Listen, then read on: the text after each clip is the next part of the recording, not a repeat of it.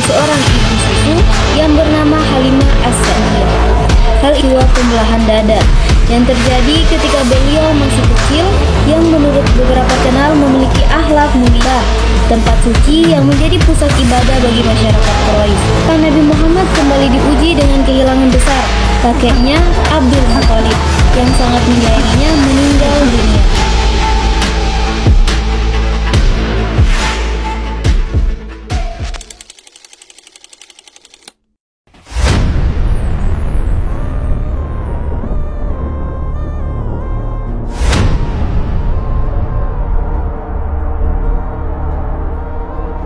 Perkenalkan, saya Salsabila Laya akan menceritakan kisah Nabi dari kelahiran sampai pada usia 12 tahun.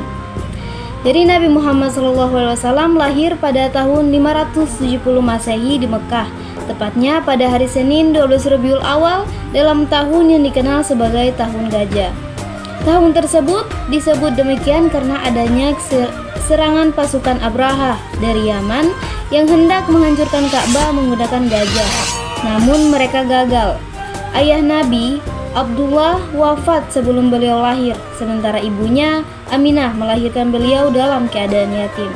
Setelah kelahirannya, karena situasi ekonomi yang sulit, ibu Nabi Muhammad, Aminah, memutuskan untuk mengirimkan beliau ke pedesaan untuk diasuh oleh seorang ibu susu yang bernama Halimah As-Sa'diyah.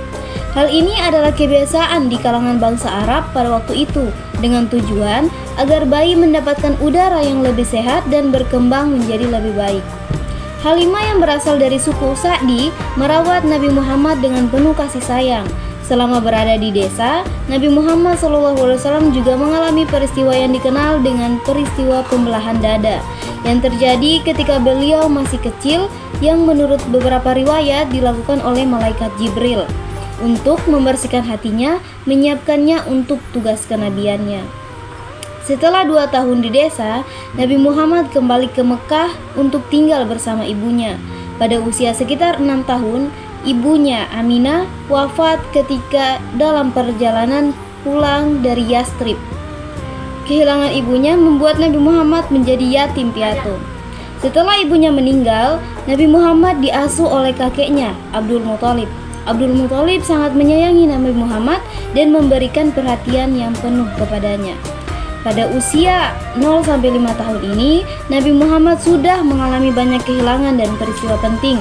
Meskipun menghadapi tantangan berat sejak kecil, beliau tetap tumbuh dengan penuh kasih sayang dari orang-orang terdekat dan menjadi sosok yang dikenal memiliki akhlak mulia yang kelak akan menjadi panutan bagi umat manusia. Sebelum kematian kakeknya, pada usia 6 tahun, Nabi Muhammad kecil tinggal bersama kakeknya di sekitar Ka'bah, tempat suci yang menjadi pusat ibadah bagi masyarakat Quraisy. Abdul Muthalib sering membawa Muhammad ke Ka'bah dan mengajarkan kepadanya tentang kebesaran Tuhan serta pentingnya menjaga nilai-nilai luhur. Walaupun Muhammad masih kecil, sifat-sifat mulia seperti kejujuran, amanah, dan kesopanan sudah mulai terlihat dalam diri beliau.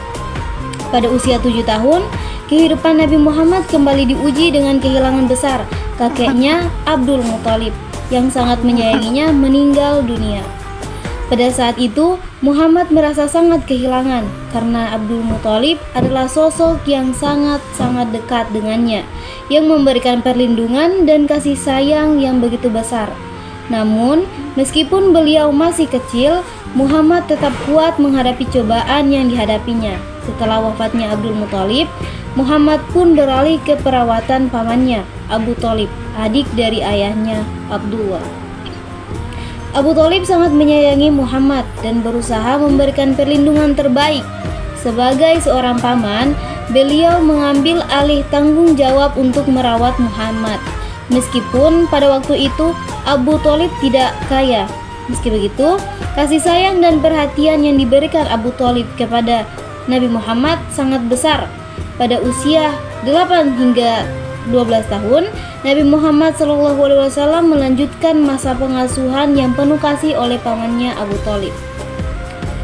Nabi Muhammad mulai menemani pamannya yang seorang pedagang untuk melakukan perjalanan dagang. Perjalanan tersebut mengarah ke Syam atau Syria, dan di sana suatu peristiwa penting terjadi. Ketika mereka berada di daerah busur perjalanan, mereka bertemu dengan seorang pendeta Kristen bernama Bahira. Pendeta itu yang sudah sangat berpengalaman dengan kitab-kitab terdahulu segera melihat tanda-tanda kenabian pada diri Muhammad yang masih kecil. Bahira memperingatkan Abu Thalib bahwa Muhammad kelak akan menjadi seorang nabi besar. Tanda-tanda kenabian itu menurut Bahira terlihat jelas pada diri Muhammad meskipun beliau masih kecil. Keberanian dan kecerdasan Muhammad bahkan sejak kecil sudah sangat mencolok. Dalam perjalanan bersama Abu Thalib, beliau menunjukkan sifat-sifat yang tidak biasa dimiliki oleh anak-anak lain.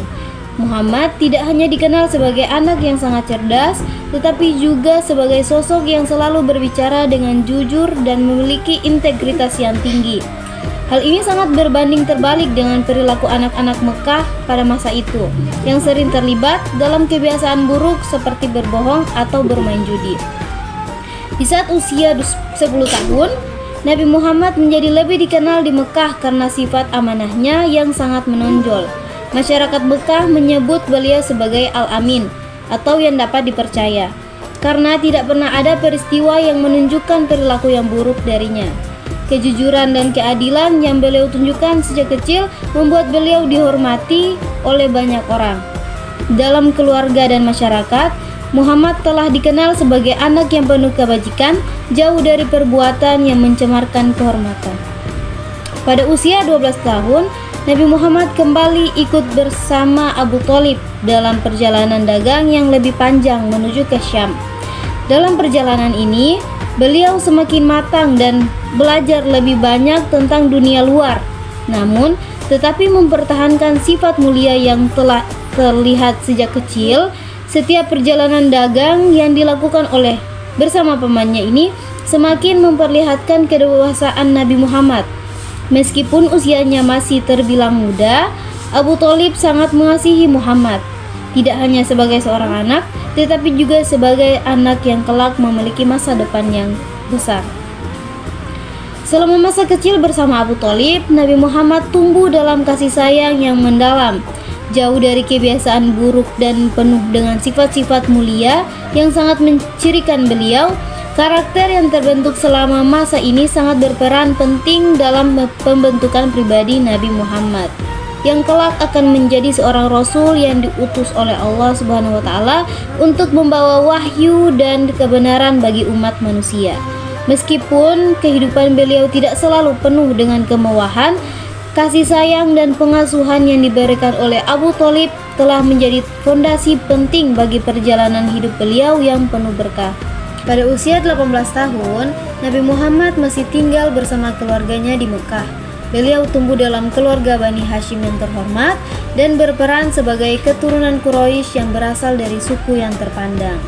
Ketika Muhammad telah mencapai usia untuk mencari nafkah, pada saat itu dia bekerja sebagai seorang penggembala untuk beberapa kambing milik suku Quraisy dan diberi upah atas pekerjaan itu. Setelah itu, pada usia sekitar 25 tahun, Nabi Muhammad diberi tugas oleh pamannya, Abu Thalib, untuk melakukan perjalanan dagang ke Syam atau sekarang Syria, sebagai bagian dari perdagangan keluarga. Di sini, beliau bekerja untuk seorang janda kaya bernama Khadijah binti Khuwailid, yang merupakan seorang saudagar terkemuka di Mekah. Dalam perjalanan ini, Nabi Muhammad menunjukkan kejujuran, keterampilan, dan integritas dalam berbisnis. Khadijah yang pada saat itu berusia lebih tua darinya sangat terkesan dengan sifat-sifat beliau. Setelah pulang dari perjalanan tersebut, Khadijah mengajukan lamaran kepada Nabi Muhammad yang kemudian diterima, dan mereka menikah. Pernikahan ini berlangsung dengan penuh cinta dan kesetiaan, dan mereka dikaruniai beberapa anak, termasuk Fatimah yang kelak menjadi ibu dari Hasan dan Husain. Di masa ini, Nabi Muhammad seringkali melakukan iktikaf atau berdiam diri di Gua Hira yang terletak di Jabal Nur, sekitar 3 km dari Mekah. Di sana beliau banyak merenung dan mencari makna hidup serta solusi atas kondisi masyarakat Mekah yang semakin memburuk, terutama dalam hal ketidakadilan sosial dan penyembahan berhala. Pada saat itu masyarakat Mekah dikenal dengan kemewahan bagi sebagian kalangan, namun banyak juga yang hidup dalam kemiskinan dan ketidakadilan.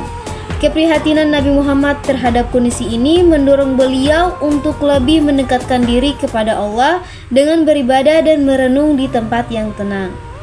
Pada masa ini, Nabi Muhammad juga mulai berkenalan lebih dekat dengan Abu Bakar As-Siddiq yang kelak menjadi sahabat setia dan khalifah pertama dalam sejarah Islam.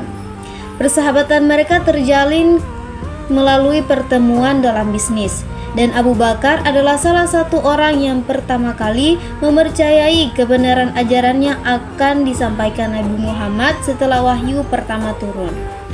Secara keseluruhan, masa usia 18 hingga 25 tahun bagi Nabi Muhammad adalah periode yang penuh dengan pengalaman hidup yang membentuk kepribadiannya sebagai pribadi yang jujur, amanah, dan peduli terhadap keadilan sosial.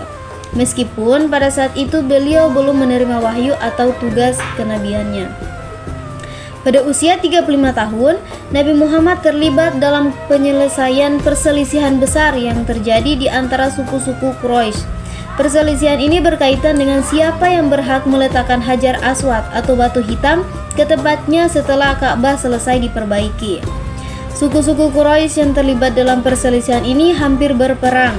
Namun, Nabi Muhammad yang saat itu belum diangkat sebagai nabi mengusulkan untuk menyelesaikan masalah tersebut dengan cara yang bijaksana. Beliau meminta agar semua suku Quraisy bersama-sama mengangkat kain. Setelah itu, Nabi Muhammad dengan tangan beliau sendiri meletakkan batu tersebut pada tempatnya. Penyelesaian yang bijak ini semakin memperkuat reputasi Nabi Muhammad sebagai seorang yang adil dan dapat dipercaya. Pada usia ini, meskipun Nabi Muhammad belum menerima wahyu, beliau sudah menunjukkan kepemimpinan dan kebijaksanaan luar biasa dalam menyelesaikan masalah sosial. Reputasinya yang tinggi sebagai Al-Amin atau yang terpercaya semakin mengukuhkan bahwa beliau adalah seorang yang memiliki kualitas moral dan akhlak yang sangat tinggi, yang nantinya akan mempersiapkan beliau untuk menerima wahyu dan melaksanakan misi kenabian di usia 40 tahun.